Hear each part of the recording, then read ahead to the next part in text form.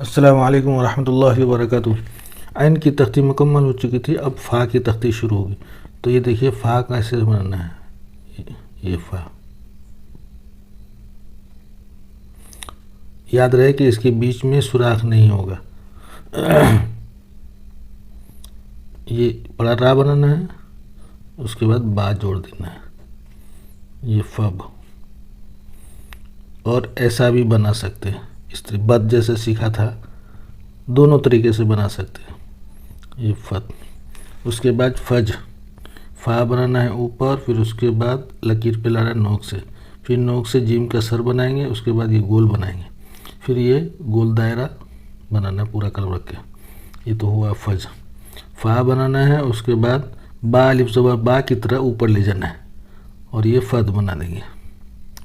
ایسے ہی فر،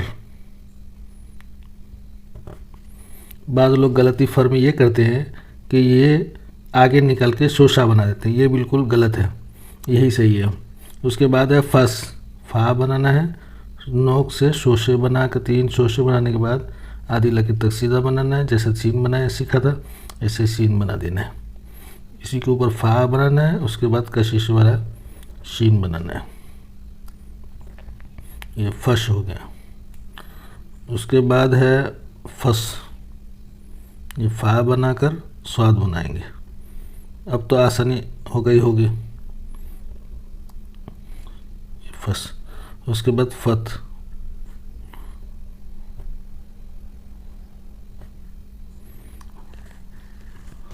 فت۔ اس کے بعد فا،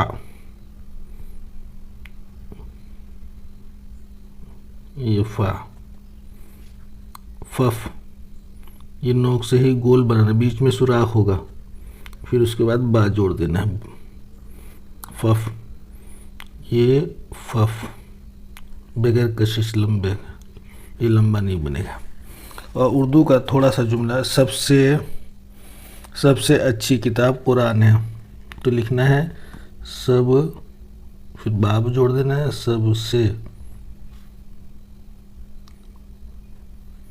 اچھی، جیم بنانے کے بعد 2 چشمی ہاں بنائیں گے، اس کے بعد یا بنا دیں گے۔ یاد رہے کہ یا تھوڑا سا لکیر سے نیچے آئے گا کیونکہ یہ دائرہ ہے۔ اچھی کتاب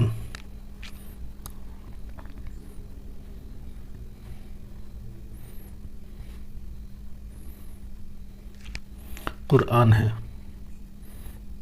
قرآن ایسا بھی لکھ سکتے ہیں جو ابھی فا کی تختی میں سیکھا تھا، فر، اسی میں ایک نقطہ بڑھانا، اور دوسرا طریقہ یہ ہے فر قرآن کا، یہ ایسا بھی بنا سکتے ہیں، قرآن، یہ دائرہ نیچے آئے گا۔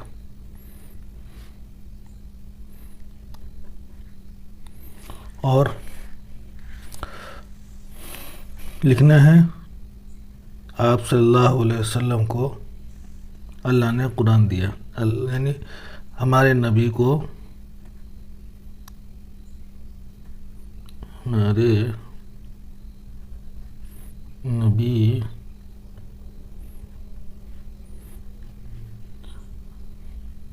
صلی اللہ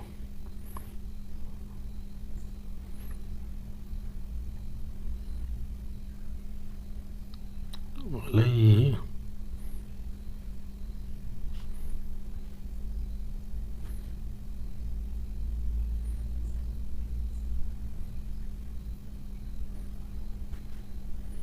کو